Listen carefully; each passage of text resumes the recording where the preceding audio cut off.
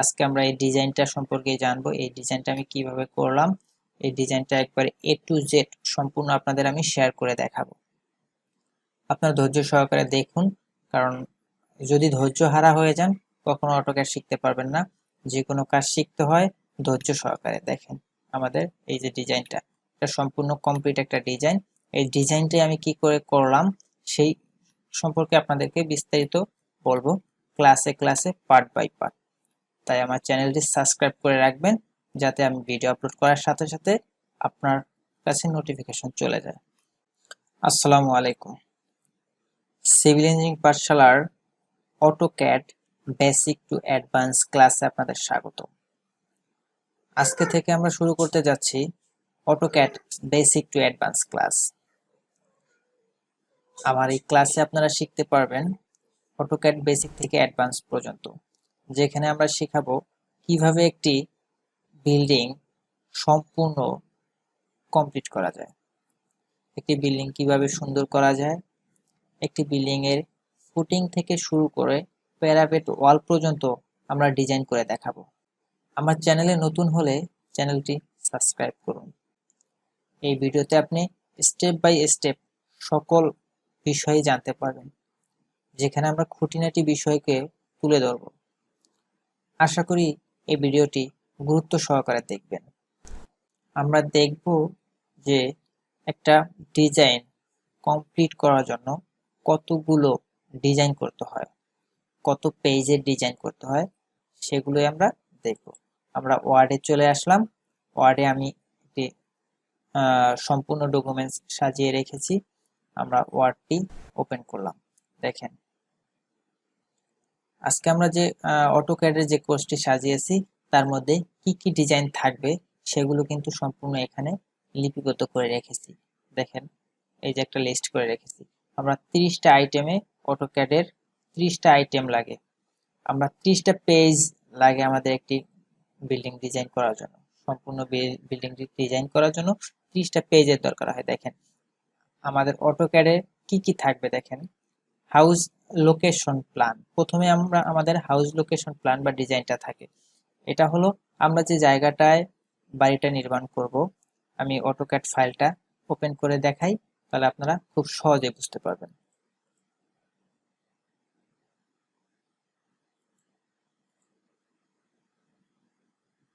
আমি আপনাদের জন্য অটোক্যাড টিউটোরিয়াল নামে একটা ফাইল ক্রিয়েট করে রেখেছি। এখানে আমি সম্পূর্ণ একটা ডিজাইন করে রেখেছি। সেই ফাইলটা এক প্রবাসী ভাইয়ের জন্য, সিঙ্গাপুর প্রবাসী ভাইয়ের জন্য। দেখেন এই যে ডিজাইনটা, আজকে আমরা এই ডিজাইনটা সম্পর্কে জানবো। এই ডিজাইনটা আমি কিভাবে করলাম, এই ডিজাইনটা একবার A to Z সম্পূর্ণ আপনাদের আমি শেয়ার করে দেখাবো। আপনার ধৈর্য সহকারে দেখুন, কারণ যদি ধৈর্য হারা হয়ে যান কখনো অটোক্যাড শিখতে পারবেন না। যে কোনো কাজ শিখতে হয় ধৈর্য সহকারে। দেখেন আমাদের এই যে ডিজাইনটা, এটা সম্পূর্ণ কমপ্লিট একটা ডিজাইন। এই ডিজাইনটাই আমি কি করে করলাম সেই সম্পর্কে আপনাদেরকে বিস্তারিত বলবো ক্লাসে ক্লাসে, পার্ট বাই পার্ট। তাই আমার চ্যানেলটি সাবস্ক্রাইব করে রাখবেন, যাতে আমি ভিডিও আপলোড করার সাথে সাথে আপনার কাছে নোটিফিকেশন চলে যায়। তো আমি দেখেন এই ডিজাইনটাই কিভাবে করলাম সেটা আপনাদেরকে দেখাবো। তাহলে আমি চলে যাই সেই ওয়ার্ডে। দেখেন হাউস লোকেশন প্ল্যান বা ডিজাইন বলেছিলাম যেটা। দেখেন আমরা যে এই হাউসটা ডিজাইন করেছি, এটা কোন জায়গায় হাউসটা ডিজাইন করেছি সেই লোকেশন প্ল্যানটা আমাদেরকে লাগবে। আমরা সাইট ভিজিট করে এই লোকেশনটা নিয়ে নেব। তার আশপাশে কি আছে, গাছ আছে কিনা, বাড়ি আছে কিনা, বা খোলা রাস্তা আছে কিনা, খোলা মাঠ আছে কিনা, বা পুকুর আছে কিনা, সেই লোকেশন ডিজাইনটা। যদিও আমি এটা লোকেশন ডিজাইনটা করি নাই, কারণ আমি এটা সাইট ভিজিটে যাই নাই, যার জন্য আমি লোকেশন প্ল্যানটা করি নাই। এটা সে যেভাবে বলেছে, তার বাড়ির মেজারমেন্ট আমাকে দিয়েছে, সেভাবে আমি করে দিয়েছি। তো প্রথমে লাগবে আমাদের লোকেশন ডিজাইনটা, তারপর লেআউট ফ্লোর প্ল্যান। দেখেন লেআউট ফ্লোর প্ল্যান কাকে বলে। দেখেন এই যে যে লেআউট ফ্লোর প্ল্যান, এই যে হলো আমাদের লেআউট ফ্লোর প্ল্যানটা। এটা আমি টেমপ্লেটটা রেখেছি একবারে ফার্নিচার সহ। দেখেন এই যে ফার্নিচার, এটা বেড সুন্দর করে, এই যে টয়লেট একবারে, এই যে ডাইনিং স্পেসের মধ্যে table, dining table, TV set, তারপর সুন্দর করে আমি রেখেছি সোফা সেট রেখেছি। দেখেছেন একবার কিচেনটা সাজানো, দেখলেই মনে হয় যেন একটা কিচেন, সম্পূর্ণ কিচেন বা রান্নাঘর দেখেছেন, এই যে সিঁড়ির কেসটা স্টেয়ার কেস, এটা পর্চ, বারান্দা, এই যে বারান্দা দেখেন, ব্যালকনি। ঠিক আছে, তো আমাদের কি কি লাগবে সেটা আবারও যাই। দেখেন, layout floor plan with furniture একটা ডিজাইন আমাদের থাকবে। লেআউট ফুটিং ডিজাইন, দেখেন আমাদের প্রথমতই ফুটিং কিন্তু আসতেছে। কেন? আমরা ফুটিং ডিজাইন যদি না করতে পারি তাহলে আমরা বিল্ডিং ডিজাইনটা করব কিভাবে? কারণ ফুটিং এ তো বিল্ডিং এর শুরু, তো ফুটিং ডিজাইনটা আমাদের আছে। তারপর লেআউট ফুটিং ডিজাইনের পরে আছে কি, ফুটিং সেকশন ডিজাইনটা, ফুটিং এর যে সেকশন হাইটটা এটা ডিজাইন করব। ফুটিং রেইনফোর্সমেন্ট ডিটেলস, মানে আপনার যে ফুটিংটা ডিজাইন করছেন, দেখাই আমি। দেখেন আমি এই যে ফুটিংটা ডিজাইন করেছি, এই যে যে ফুটিংটা ডিজাইন করেছি, এই ফুটিং এ কতটুকু রড, কত মিলি রড ব্যবহার করছি সেইটা আছে। এই যে দেখেন, সেই ডিজাইনটাও আমার কাছে আছে, এই ডিজাইনটাও আপনাকে করতে হবে। দেখেন এই যে ফুটিং এর রেইনফোর্সমেন্ট দেখছেন, এই যে ফুটিং 4 ইঞ্চি স্যান্ড, 3 ইঞ্চি সিসি ডালাই, 4 ফিট আছে, হাইট আছে 10 ইঞ্চি, যেটা ফুটিং এর ঢালাই হবে। ঠিক আছে, এই যে ফুটিং এর যে বেজের যে রডটা, এই রডগুলো 16 milli both way reinforcement in wall base দেখছেন, প্রত্যেকটা বেজে 16 মিলি রড দিয়ে বাঁধতে হবে, টু ওয়ে মানে বথ ওয়ে। তারপর ফুটিং সেকশন ডিজাইন, ফুটিং রেইনফোর্সমেন্টও বলেছি। এবার ফুটিং শিডিউল, ফুটিং শিডিউলটা কি দেখেন, আমরা যে ফুটিংটা করেছি সেটা আবারও যাই। এই যে দেখেন ফুটিং, এই যে দেখেন ফুটিং শিডিউলটা, আমরা তো এখানে একটা একটা ফুটিং এর ডিজাইনটা দেখাইছি। তো এই ফুটিং এর ডিজাইনটার মধ্যে কয়টা ফুটিং আছে দেখেন, এই বিল্ডিংটার মধ্যে কয়টা ফুটিং আছে দেখেন, এই বিল্ডিংটার মধ্যে আছে 12টা ফুটিং, 1 2 3 4 5 6 7 8 9 10 11 12 13 14 15 16টা আছে।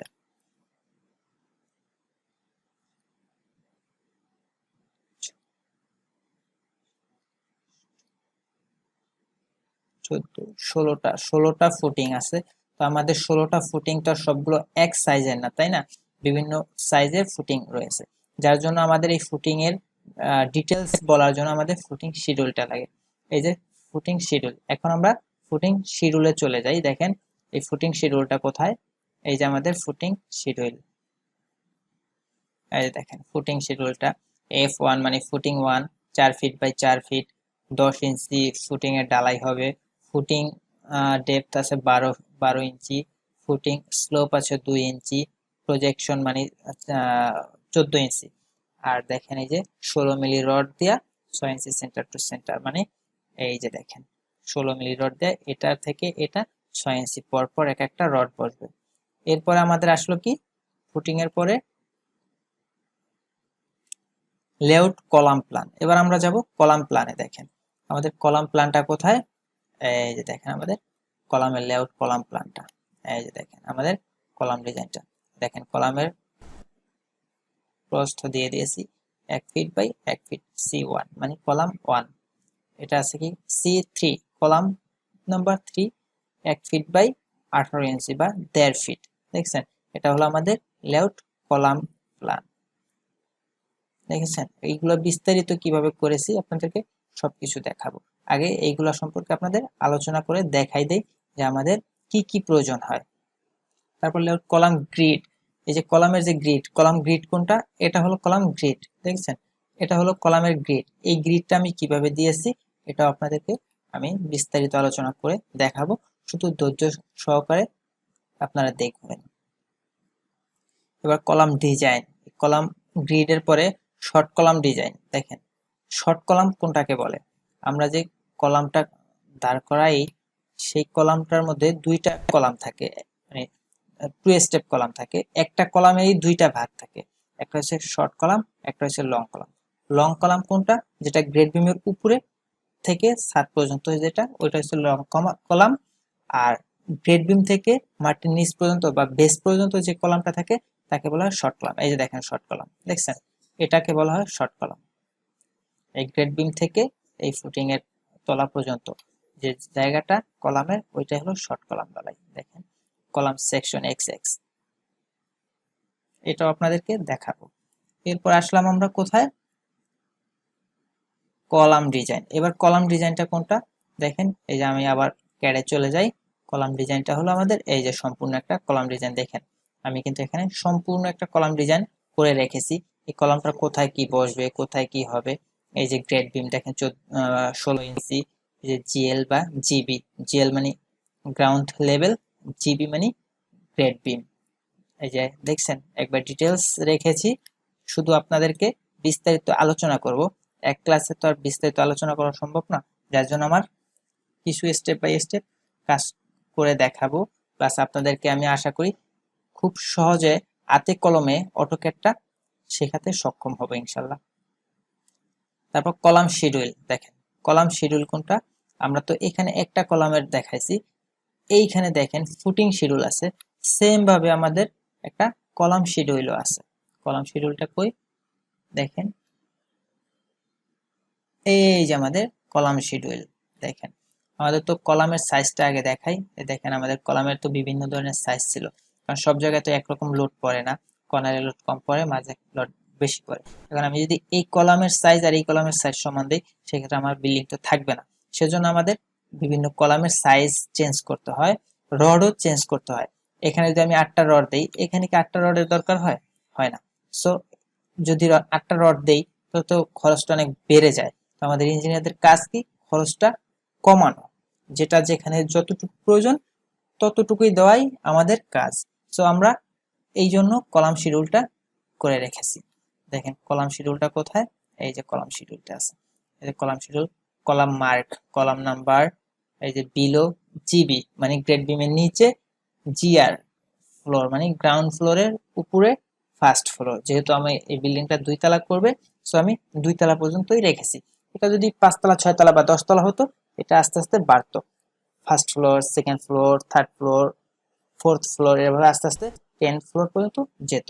তো আমরা কলাম শিডিউলটা করে রেখেছি। দেখেন C1 14 inch by 14 inch grade বিমের নিচে, আর গ্রেড বিমের উপর আছে 12 ইঞ্চি বাই 12 ইঞ্চি, 4টা 16 মিলি রড দিয়ে। এখানেও 4টা 16 মিলি রড, এখানেও 4টা 16 মিলি রড। এবার C2 কলাম 2, কলাম 2 কোনটা দেখেন, এই যে দেখেন কলাম 2, এই যে C2 দেখেন 6 ইঞ্চি বাই 8 ইঞ্চি, মানে এখানে 14 ইঞ্চি বাই 12 ইঞ্চি। দেখছেন এই যে কলাম 2 C2। এই যে আমরা চলে যাই কলাম শিডিউলে, দেখেন কলাম শিডিউল, এই যে 14 ইঞ্চি বাই 16 ইঞ্চি, 6টা 16 মিলি রড।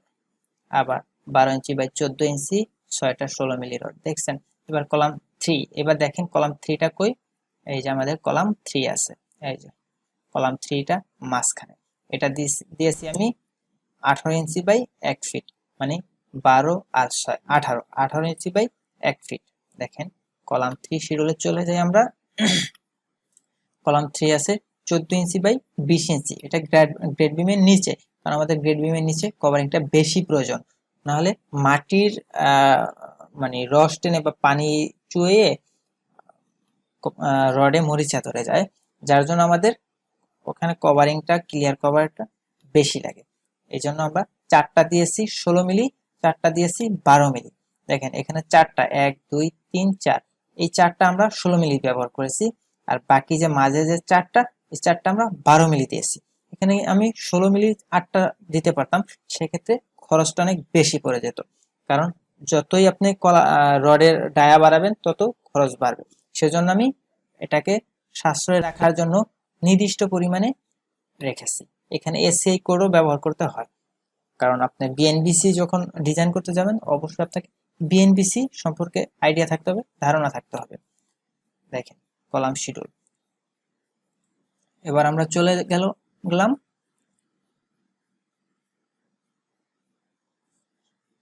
আমরা চলে আসলাম 13 নম্বরে, শর্ট কলাম, শর্ট এবং লং কলাম সেকশন ডিজাইন। আমাদের শর্ট কলাম এবং লং কলাম সেকশনটা একটু দেখাই। এই যে আপনাদের সাথে আলোচনা করেছিলাম কিছুক্ষণ আগে, এই যে আমাদের শর্ট কলাম আর এই আমাদের লং কলাম। দেখেন এখানে আমরা শর্ট কলাম আর লং কলামের মধ্যে কি কি দিয়েছি।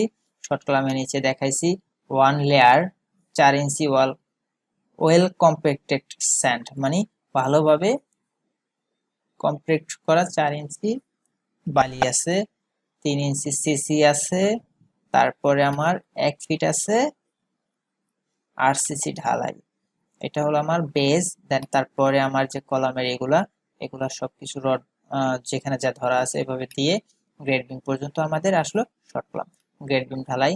দেন আমরা চলে আসলাম প্লিন্থ লেভেল, এভাবে এই যে আমাদের লং কলামটা এখানে যেভাবে যা আছে সুন্দর মতো দেওয়া আছে।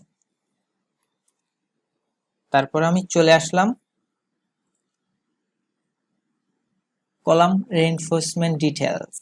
দেখেন কলাম রেইনফোর্সমেন্ট ডিটেলসটা কি, এই যে আমি যে কলামটা ডিজাইন করলাম এই কলামের তো এখানে সব রডগুলো দেখানো সম্ভব হয় নাই, যার জন্য আমাদেরকে কলাম রেইনফোর্সমেন্ট ডিটেলস একটা ডিজাইন করতে হবে। আর সেই ডিটেলসটা কোথায় করেছি দেখেন, এই যে এখানে আমাদের টাইগুলো তো সাইজ দেওয়া আছে, কলামের যে মেন রডগুলো তারও সাইজ দেওয়া আছে, কয়টা কোথায় বসবে তাও দেওয়া আছে। এবার এই যে দেখেন, এই যে আমাদের এখানে গ্রেড বিম আছে, এই গ্রেড বিম থেকে কলামের এই ছাদের গ্রেড বিম পর্যন্ত যে ডিস্টেন্স তাকে আমরা L3 তে দিয়েছি। দেখেন এখানে সরি L4 এ দিয়েছি, এই যে 2.5 ফিট, এই 2.5 ফিট মাঝে 5 ফিট। এখানে আমাদের চাপ বেশি, মাঝে চাপ কম, এই পাশে চাপ বেশি, মানে লোড বেশি, যার জন্য আমরা L4 এ দিয়েছি। এখানে 10 ইঞ্চি 10 মিলি ডায়া 6 ইঞ্চি সেন্টার টু সেন্টার আমরা ব্যবহার করেছি রড। আবার এখানে আমাদের 10 ইঞ্চি ডায়া 8 ইঞ্চি সেন্টার টু সেন্টার রড ব্যবহার করেছি, এটা টাই রড, ঠিক আছে, মানে আমাদের কলামে যে রিং গুলা থাকে সেই রিং ব্যবহার করা হয়েছে। আবার উপরে আইসাও আমাদের 10 মিলি ডায়া 6 ইঞ্চি সেন্টার টু সেন্টার ব্যবহার করেছি। এই হলো আমাদের কলাম ডিটেলস বা ডিটেলস অফ কলাম টাই, ঠিক আছে। এবার আমরা চলে যাই এরপরে কি আছে, বিম লেআউট প্ল্যান, ঠিক আছে। বিমের লেআউট প্ল্যানটা আপনাদেরকে দেখাবো, এই যে দেখেন আমাদের বিম লেআউট প্ল্যানটা।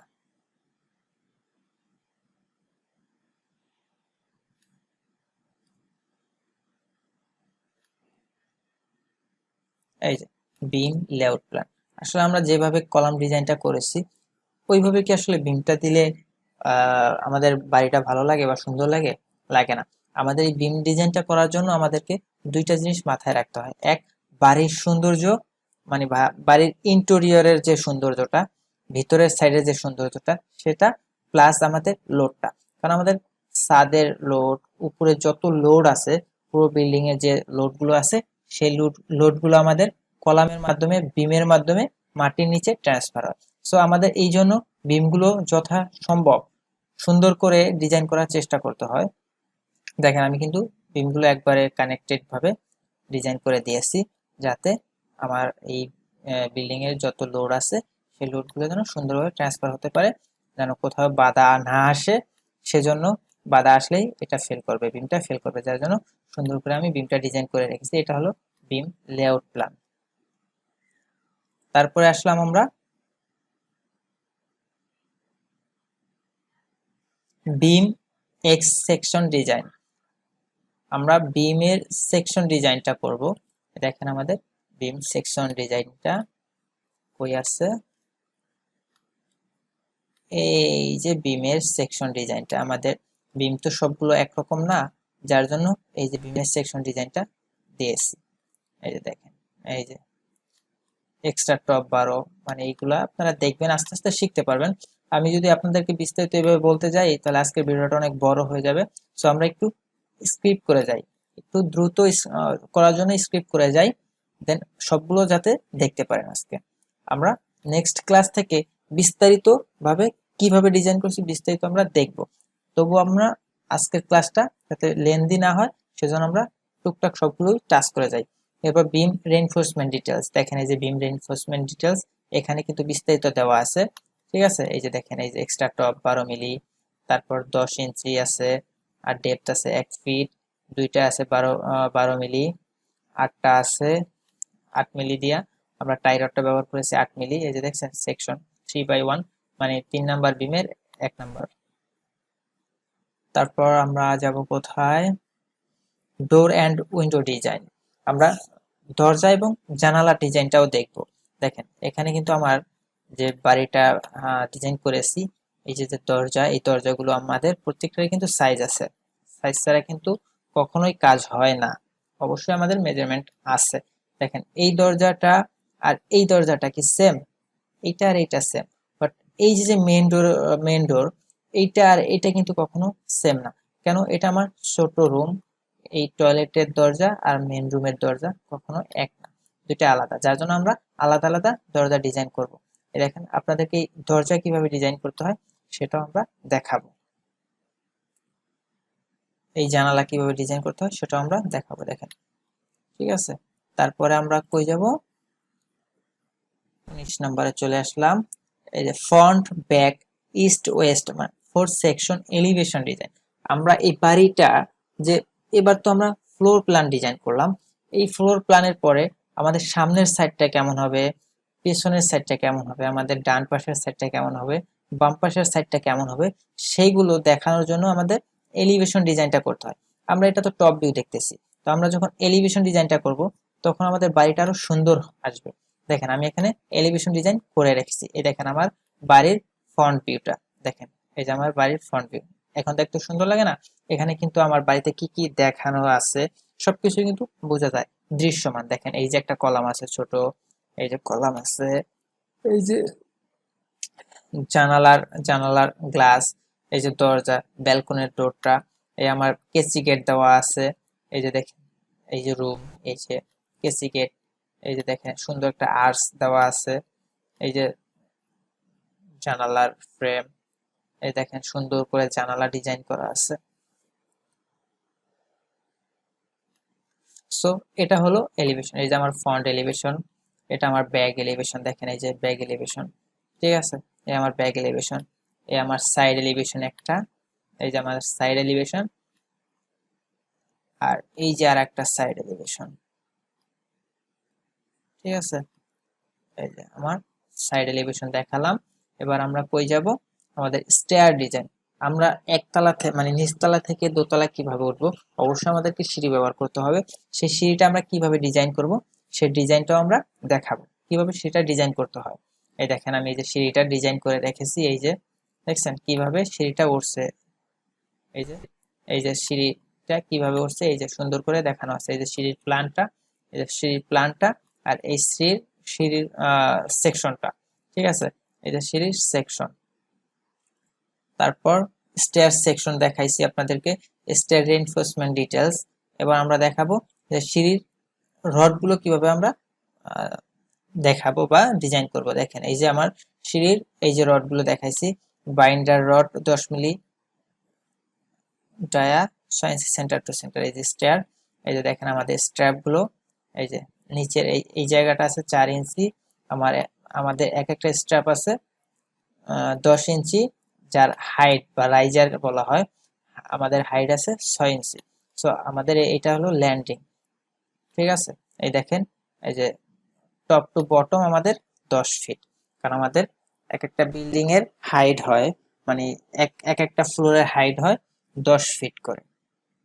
এই দেখেন মেইন রড 12 মিলি ডায়া 5 ইঞ্চি সেন্টার টু সেন্টার, এই যে বাইন্ডার 10 মিলি ডায়া 6 ইঞ্চি সেন্টার টু সেন্টার।